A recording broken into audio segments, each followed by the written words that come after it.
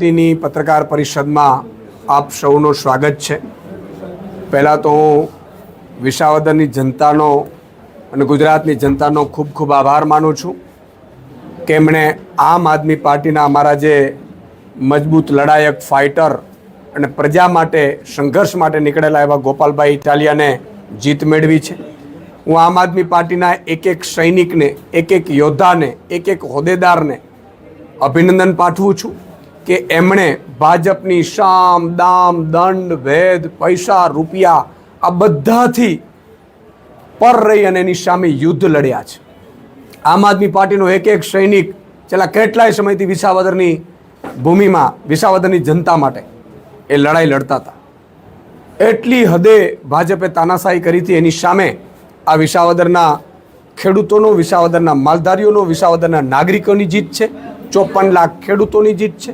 1 કરોડ અને 20 લાખ શ્રમિકો, મજૂરો અને માલધારીઓની જીત છે। આ જીતે સાબિત કરી બતાવ્યું છે કે જો તમારામાં લડવાની તાકાત હોય, પ્રજા માટે લડવાની તાકાત હોય તો પ્રજા તમારી સાથે રહે છે। તમે જુઓ, વિસાવદરમાં ચૂંટણીમાં ભાજપે તમામ પ્રકારના હાથગંડા અપનાવી લીધા। અમારી પાસે કશું જ નહોતું। અમે સાવ સામાન્ય આમ આદમી, અમે એ નાગરિકો કે જે પ્રજા માટે લડવા નીકળ્યા છીએ। નથી સત્તા અમારી પાસે, નથી સંપત્તિ, નથી કશું જ નહીં। પ્રજા ખુદ લડી રહી હતી અને અમારી સાથે જો હતું તો પ્રજાનું પ્રેમ હતું। અમારા જે યુવા લડવૈયાઓ બધા યોદ્ધાઓ હતા, મેદાન ઉપર ઉતરતા તો લોકો એમને વધાવતા હતા। આજે આ ગોપાલભાઈ ઇટાલિયાની જીત નથી, 54 લાખ ખેડૂતોની, માલધારીઓની, શ્રમિકોની જીત છે। આજે આમ આદમી પાર્ટીના એક એક સૈનિક જે ભાજપની સામે લડવા માંગે છે એની જીત છે। આ જીત આખા ગુજરાતમાં એક મેસેજ જશે કે ભાજપને કોઈ જો હરાવી શકે એમ હોય। ભાજપે શું અત્યાર સુધી ખેલ કર્યા છે? ભાજપ લોકપ્રિય નથી ગુજરાતમાં। ભાજપને મજબૂત સામે વિકલ્પ નહોતું મળતું। કોંગ્રેસ પક્ષ 30 વર્ષથી હરાવવા માંગે છે પરંતુ ભાજપને હરાવી નથી શકી। એના જેટલા પણ લીડરો હતા એને ભાજપે સામ દામ દંડ ભેદ લઈને પોતાનામાં લઈ લીધા। લગભગ 70 જેટલા લીડરો। છેલ્લે તમે જુઓ, 6 ધારાસભ્યો કોંગ્રેસના, 5 થી 6 ધારાસભ્યો ગયા અને 5 થી 6 ધારાસભ્યોમાં આમ આદમી પાર્ટીએ પણ એમને મદદ કરી, ઉમેદવાર ન ઉભા રાખીને, છતાંય કોંગ્રેસને જીતી ન શકી। ભાજપે આમ આદમી પાર્ટી ઉપર હાથ નાખ્યો હતો। અમારા ઉમેદવારોની સામ દામ દંડ ભેદ કરીને કંઈ મેં સાંભળ્યું હતું કે સીડીઓ પણ બહાર પાડી અને એને ડરાવ્યો, ધમકાવ્યો અને એને રાજીનામું અપાવડાવ્યું હતું। પણ એને એ ખબર નથી આ ગુજરાતનો આમ આદમી છે। આ ગુજરાતના લડવૈયા સંઘર્ષો છીએ। અમે પામવા માટે રાજનીતિમાં નથી આવ્યા અને એટલા માટે એ સીટ પાછી ગુજરાતની જનતાએ પાછી ભાજપની તાનાશાહી સામે લડીને લાવી છે। આ ગુજરાતની જનતા લાવી છે, આમ આદમી લાવ્યો છે। આ બેરોજગારો, ખેડૂતો, વંચિતો, શોષિતો જે અંદરથી ચાહી રહ્યા હતા કે કોક અમારા માટે સંઘર્ષની લડાઈમાં આવે અને એટલા માટે ગુજરાતમાં એક મેસેજ ગયો છે। કોંગ્રેસે ઉમેદવાર પણ ઊભો રાખ્યો ભાજપના કહેવાથી, મેં સાંભળ્યું હતું। એની ડિપોઝિટ પણ રહી નથી, આપ જાણી શકો છો। અને એટલા માટે આ આખા ગુજરાતમાં મેસેજ ગયો છે।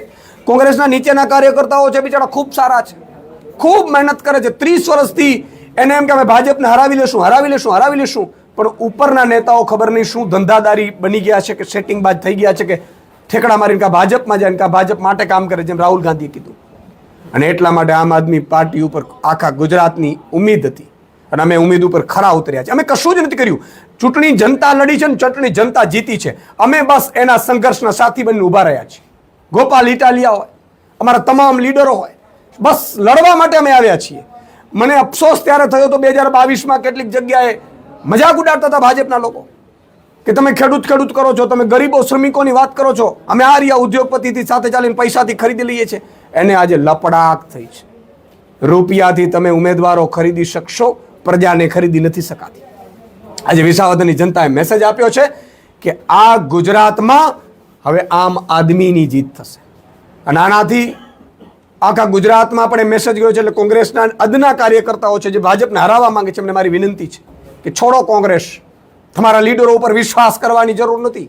કાં તો એ ઠેકડા મારી જશે અને કાં તો એ તમારા સોદાઓ કરશે, પણ તમારે જો ભાજપને હરાવી હોય તો એક જ પાર્ટી ગુજરાતમાં છે, એ આમ આદમી પાર્ટી છે. અને આમ આદમી પાર્ટી લડાવી શકે છે, લડી શકે છે.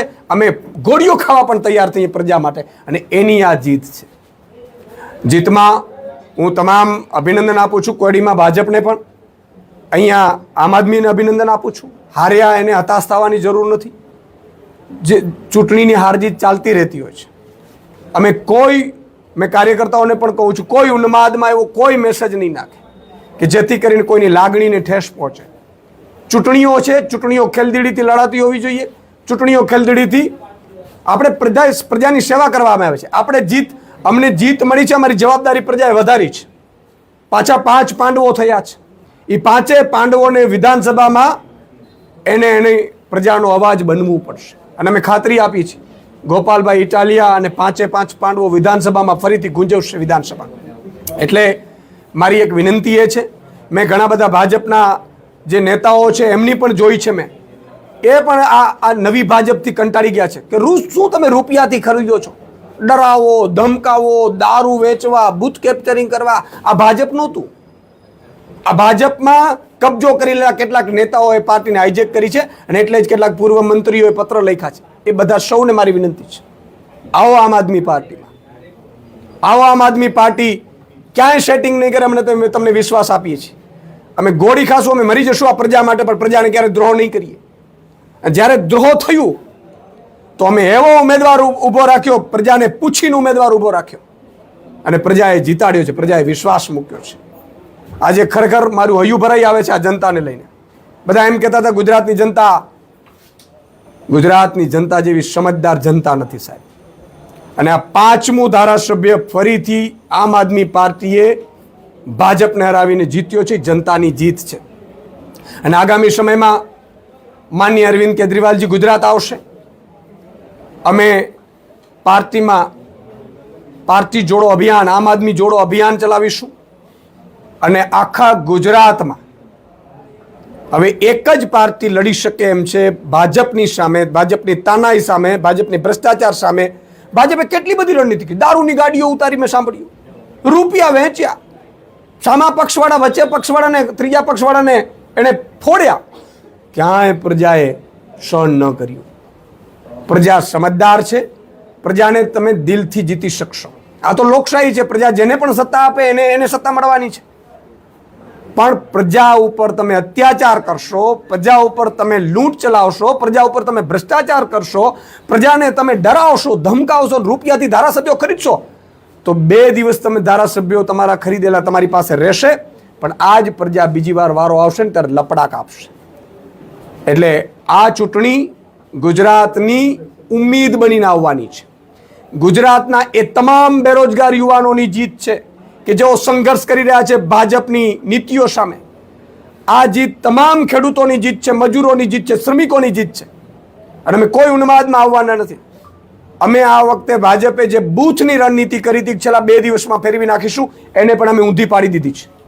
અમે ભલે નવયુવાનો છીએ, ભલે પોલિટિક્સમાં કાચા હોઈએ, અમને રાજનીતિ આવડતી નથી, પણ અમે કામની નીતિમાં માહિર છીએ. પણ ભાજપે જે ષડયંત્રો રચ્યા છે ને ખુલ્લા પાડતા અમને ચોક્કસ આવડે છે. કારણ કે અમે ડરતા નથી કોઈથી. દારૂની ગાડીઓ તમે જોઈ હશે, રૂપિયાની લેલમછેલ બહાર પાડી હતી. પ્રજાની વચ્ચે અમે ગયા. અમને ખબર હતી પોલીસ ફરિયાદ નહીં થાય.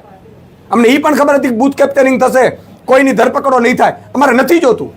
તો પ્રજાના હાથમાં આવશે ને ત્યારે પ્રજા દબાવી દેશે, બટન દબાવી દીધું. એટલે ભાજપને પણ કહેવા માંગુ છું કે છોડો આ તાનાશાહી. હજી તમારી પાસે 2.5 વર્ષ છે. 2.5 વર્ષમાં તમારી પાસે સત્તા છે. હજી તમે ધારો તો ખેડૂતોનું દેવું માફ કરી શકો છો. તમે બેરોજગાર યુવાનોને નોકરી આપી શકો છો. તમે ગરીબો, વંચિતો, શોષિતોને ભ્રષ્ટાચાર કરે છે ભાજપના મંત્રીઓ, એને તમે જેલમાં નાખી શકો છો. હજી તમારી પાસે તક છે. એટલે મારી વિનંતી છે, સૌ આમ આદમી પાર્ટીનો કાર્યકર્તાની આ જીત છે. એક લડાયક યોદ્ધાની જીત છે. આ ગરીબો, શ્રમિકો અને વંચિતોની જીત છે. આપને કઈ પ્રશ્ન હોય? પહેલા કોઈ પ્રશ્ન હોય તો નીતિન પટેલે એવું કીધું છે કે આપનો ઉદય નથી, કોંગ્રેસ અને આમ આદમી પાર્ટી વાળી કોઈ જગ્યા નથી. નીતિન પટેલે કીધું. મારે એમની ઉપર કોઈ ટિપ્પણી એટલા માટે નથી કરવી કે અમારે ટીકા ટિપ્પણીમાં નથી પડતો. અમે કામનો હિસાબ લઈને આવીએ છીએ અને કામનો હિસાબ માંગીએ છીએ. નીતિનભાઈને જાહેરમાં ડિબેટ કરવી હોય તો મારી જોડે આવી જાય. મુખ્યમંત્રીને જાહેરમાં ડિબેટ કરવી હોય તો આવી જાય કે 30 વર્ષમાં તમે શું કર્યા અને 5 વર્ષમાં અમે શું કરી શકીએ છીએ, એની રણનીતિ થશે. હવે ગુજરાતની પ્રજા લડવાની છે. આમ આદમી તો અમે ઊભા રહેવાના છે પ્રજા સાથે. હવે લડાઈ છે એ જનતા લડવાની છે ગુજરાતની. આ નેતાઓ તો ટીકા ટિપ્પણીઓ કરશે ને વયા જશે. કોઈને પોતાની સીટની ટિકિટ જોતી હશે, કોઈને ફ્યુચર દેખાતું નહીં હોય, કોઈને રાજ્યપાલનું પદ જોતું હશે, એટલે ટીકા ટિપ્પણીઓ પ્રજાને દ્રોહ કરીને પણ પોતાની સત્તાને ગમશે, ચાપલુસિયા કરશે. પણ મારી વિનંતી છે કે 30 વર્ષમાં ભાજપે કશું કર્યું નથી. ખાડા તમે જુઓ, વિસાવદરમાં ખાડા નગરી બનાવી દીધી હતી. એક ગામમાં જઈ નથી શકાતું. કામની રાજનીતિ કરીએ. તમે આપો ગુજરાતમાં 2.5 વર્ષમાં શું કરશો, ભાજપ એ નીતિ ઉપર કામ કરે અને અમે વિપક્ષ તરીકે શું કરવાના છીએ એ પણ તમને કહીએ છીએ. અને 2027માં હું એક છેલ્લી પ્રજાને વિનંતી કરું છું, જેમ વિસાવદરની જનતાએ આમ આદમી પાર્ટીને ફરીથી જીતીને મોકલ્યા છે, એમ આખી ગુજરાતની જનતાને વિનંતી કરું છું કે તમારે સાચો વિકાસ જોઈએ છે, સાચું પરિવર્તન જોઈએ છે. તમે તમારા દીકરાઓની મોંઘી ફીથી પરેશાન છો, તમે તમારા જે ભાજપના નેતાઓથી અત્યાચારોથી પરેશાન છો, તો આવો આમ આદમી પાર્ટીને મદદ કરો. આગામી 2026માં ફેબ્રુઆરીમાં ચૂંટણી સ્થાનિક સ્વરાજ્યની આવી રહી છે. આમ આદમી પાર્ટી મજબૂતાઈથી લડી રહી છે, એને મદદ કરો અને 2027નો પાયો નાખો. 27માં તમારી સરકાર આવશે, તમે કહેશો એમ સરકાર ચાલશે. ભાજપની તાનાશાહીની જેમ સરકાર નહીં ચાલે. અને એટલા માટે હું બધાને વિનંતી કરું છું, ગુજરાતની જનતાને જાગો. ભાજપવાળા તમને ભ્રમિત કરી શકશે, રૂપિયાથી આંજી શકશે, જ્ઞાતિ જાતિ ધર્મના આગેવાનોને ઉતારી શકશે, કલાકારોને બિચારાને ડરાવી ધમકાવીને ઉતારી શકશે, પણ પ્રજાને ખરીદી નહીં શકે, પ્રજાને મત ફેરવી નહીં શકે. અહીંયા પણ ભાજપે ખૂબ ષડયંત્રો કર્યા હતા, પણ વિસાવદરની જનતાએ સાબિત કરી દીધું છે કે અમે માત્ર ને માત્ર કામમાં અને અમારી નેતાગીરીમાં માનીએ છીએ.